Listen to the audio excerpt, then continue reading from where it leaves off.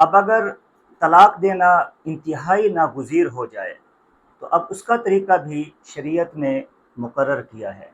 آپ یہ سوچ رہے ہوں گے کہ کیا طلاق کا بھی کوئی طریقہ ہوتا ہے؟ جی ہاں، طلاق کا بھی طریقہ ہوتا ہے۔ تو جب میاں بیوی دونوں یہ محسوس کر لیں اور انہیں یقین ہو جائے کہ اب ہم اللہ کی قائم کردہ حدود کو پورا نہیں کر سکیں گے، اب جانبین سے ایک دوسرے کی حق تلفی اور ظلم اور زیادتی کا خطرہ جب بڑھ جائے، تو اس وقت شریعت یہ کہتی ہے کہ اب احسن طریقے سے جدائی اختیار کر لی جائے۔ لیکن جو طریقہ بتایا ہے اس میں پھر بھی ایسی گنجائش موجود ہے کہ میاں بیوی آپس میں رجوع کر سکتے ہیں۔ تو اب طلاق دینے کا سب سے بہترین طریقہ کیا ہے؟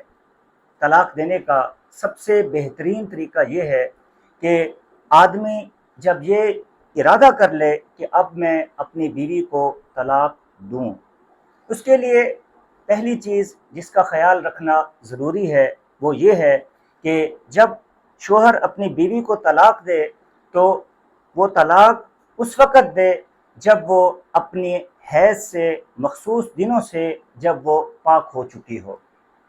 دوسری چیز، جب آدمی اپنی بیوی کو طلاق دے تو یہ بھی ضروری ہے کہ شوہر جب طلاق دینے کا ارادہ کرے تو اس پاکیزگی کے دنوں میں وہ اپنی بیوی سے قربت حاصل نہ کرے۔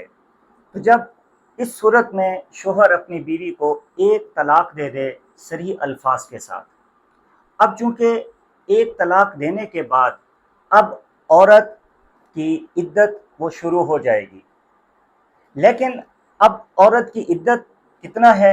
عورت کی عدت 3 مہینے ہے۔ اب ایک طلاق دینے سے یہ فائدہ ہوگا کہ 3 مہینے کے اندر اندر شوہر اگر اپنی بیوی سے رجوع کرنا چاہے تو اس کو رجوع کرنے کی اجازت ہے۔ تو رجوع کیسے کرے گا؟ رجوع کرنے کے 2 طریقے ہیں۔ پہلا طریقہ یہ ہے زبان سے کہہ دے کہ میں نے تم سے رجوع کیا۔ دوسرا طریقہ یہ ہے کہ بیوی کے ساتھ حقوق زوجیت ادا کر لے، تب بھی رجوع ہو جائے گا۔ تو جب میاں بیوی کا رجوع ہو جائے گا تو وہ اسی طرح بدستور آپس میں میاں بیوی رہیں گے، لیکن شوہر کو آئندہ کے لیے 2 طلاقوں کا حق حاصل ہوگا۔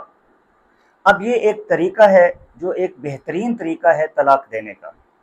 اب اگر آدمی نے ایک طلاق دینے کے بعد اس کے دل میں کوئی بھی احساس پیدا نہ ہوا، اس کو دوبارہ جذبہ پیدا نہ ہوا کہ ہمیں آپس میں مل کر رہنا چاہیے، اور نہ ہی بیوی کے دل میں کسی قسم کی نرمی پیدا ہوئی، اب شوہر ایک طلاق دینے کے بعد اب 3 مہینے تک اپنی بیوی کے ساتھ قربت نہ کرے اور 3 مہینے تک بیوی کے ساتھ رجوع نہ کرے۔ تو جب 3 مہینے گزر جائیں تو بیوی اپنے شوہر سے جدا ہو جائے گی۔ لیکن اب یہاں ایک اور جو سہولت دی ہے شریعت نے وہ یہ کہ جب 3 مہینے گزر جائیں گے، عدت پوری ہو جائے گی، تو اب جو عورت ہے اس پر ایک طلاق بائن واقع ہو جائے گی۔ جب بیوی پر ایک طلاق بائن واقع ہو جائے گی، ابھی بھی شریعت نے گنجائش رکھی ہے، اور وہ گنجائش یہ رکھی ہے کہ اگر شوہر اور سابقہ شوہر اور سابقہ بیوی اگر وہ دوبارہ آپس میں نکاح کرنے پر آمادہ ہو جائیں تو اب انہیں دوبارہ نکاح کرنے کی اجازت دی جائے گی۔ ہاں، البتہ نئے گواہ ہوں گے، نیا حق مہر ہوگا، اور پھر ان کا دوبارہ نئے سرے سے جانبین کی رضامندی کے ساتھ ان کا نکاح ہو جائے گا۔ اب یہ صورت چونکہ طلاق کی سب سے بہترین صورت ہے کہ جس میں رجوع کا حق بھی ہے مرد کو، اور اگر 3 مہینے پورے ہو جائیں تو اب اس کو میاں بیوی جو سابقہ میاں بیوی ہیں وہ دوبارہ بھی نیا نکاح کر سکتے ہیں۔ اب ایک اور صورت جو ہمارے معاشرے میں سب سے زیادہ رائج ہے اور وہ خطرناک حد تک رائج ہے، اور وہ ہے کہ ایک شوہر اپنی بیوی کو بیک وقت 3 طلاقیں دے دیتا ہے، یا ایک ہی مجلس میں بیٹھے بیٹھے ایک ایک لفظ کہہ کے طلاق کے 3 الفاظ کہہ دیتا ہے۔ تو یہ طلاق کی سب سے بدترین صورت ہے اور یہ گناہ والا عمل ہے، اس پر شریعت نے گناہ بھی رکھا ہے۔ تو جب شوہر اس طرح کی 3 طلاقیں دے دے تو اب وہ جو بیوی ہے اس شوہر کے لیے، وہ اس کے لیے حرام ہو جائے گی، اور اس کو شریعت کی اصطلاح میں کہتے ہیں حرمت مغلظہ، یعنی شدید قسم کی حرمت۔ اب اس صورت میں کیا ہوگا؟ اب جب اس نے 3 طلاقیں بیک وقت دے دیں تو اب یہ بیوی ہمیشہ کے لیے حرام ہو جائے گی۔ اب یہ عورت 3 مہینے اپنی عدت گزار کر شوہر سے جدا ہو جائے گی۔ جدا تو 3 طلاقیں دینے سے ہی ہو چکی ہے۔ اب آیا کہ وہ دوبارہ میاں بیوی آپس میں ایک دوسرے کے ساتھ مل سکتے ہیں یا نہیں مل سکتے؟ تو اس کے بارے میں شریعت کا حکم، قرآن کی تعلیمات، قرآن کے احکامات بالکل واضح ہیں۔ اللہ رب العزت قرآن میں ارشاد فرماتے ہیں فَإِن طَلَّقَهَا، 2 طلاقوں کا ذکر پہلے ہے، پھر تیسری طلاق کا ذکر ہے۔ اللہ رب العزت فرماتے فَإِن طَلَّقَهَا، اگر مرد نے اپنی بیوی کو تیسری طلاق دے دی، فلا تحل له من بعد حتى تنكح زوجا غيره، تو 3 طلاقیں دینے کے بعد اب وہ عورت اپنے پہلے شوہر کے لیے حلال نہیں ہوگی۔ ہاں ایک صورت رکھی ہے جس کو عام طور پر حلالہ بھی کہا جاتا ہے، حتی تنکح زوجا غیرہ، یہاں تک کہ وہ ایک اور آدمی سے نکاح کرے۔ اب یہاں یہ بات سمجھنے کی ہے کہ اگر کوئی آدمی اپنی بیوی کو طلاق دے دے اور 3 طلاقیں دے دے، 3 طلاقیں دینے کے بعد اب اگر وہ آپس میں دوبارہ رجوع کرنا چاہتے ہیں تو ایک صورت جو قرآن نے بیان کی ہے، شریعت نے بیان کی ہے، اگر اس کو فالو کریں گے تو یہ ایک جائز صورت ہوگی، اس کی شریعت نے اجازت دی ہے۔ وہ جائز صورت یہ ہے کہ عورت دوسرے مرد سے نکاح کرے، اور نکاح کرنے کے بعد وہ آپس میں حقوق زوجیت ادا کریں، اور حقوق زوجیت ادا کرنے کے بعد اب وہ آپس میں رہنا سہنا شروع کر دیں۔ اگر بالفرض ان کی آپس میں پھر ناچاکی ہو جائے، اور ناچاکی کی صورت میں شوہر اپنی بیوی کو طلاق دے دے، 3 طلاقیں دے دے، اور پھر طلاق دینے کے بعد یا پھر ایسا ہو جائے کہ دوسرا شوہر فوت ہو جائے، تو دونوں صورتوں میں پھر عورت عدت مکمل کرے گی۔ عدت مکمل کرنے کے بعد اب اگر وہ پہلے شوہر سے نکاح کرنا چاہے تو اس کو اجازت ہے۔ جو بہت سی صورتیں، بہت سے جو آج معاملات ہیں جو رائج ہیں معاشرے میں، وہ یہ ہیں کہ جب آدمی اپنی بیوی کو 3 طلاقیں دے بیٹھتا ہے تو پھر وہ افسوس کرتا ہے، تو افسوس کرتے ہوئے اب وہ چاہتا ہے کہ میں دوبارہ اپنی بیوی سے رجوع کروں۔ پھر اس کو وہ پریشانیاں، اس کو وہ خوفناک چیزیں نظر آ رہی ہوتی ہیں کہ بچوں کا مستقبل اس کا کیا بنے گا، تو اب وہ کیا کرتے ہیں؟ پری پلان طریقے سے حلالہ کرتے ہیں۔ پری پلان طریقے سے حلالہ کیا ہے؟ پری پلان طریقے سے حلالہ یہ ہے کہ کسی آدمی کو اس بات پر آمادہ کیا جاتا ہے کہ آپ میری بیوی سے اس شرط پر نکاح کریں کہ آپ اس کے ساتھ حقوق زوجیت ادا کرنے کے بعد اسے طلاق دے دیں گے، اور اگر کوئی آدمی اس بات پر راضی ہو جائے تو یہ بات بڑی خطرناک ہے اور بڑی سخت وعید ہے۔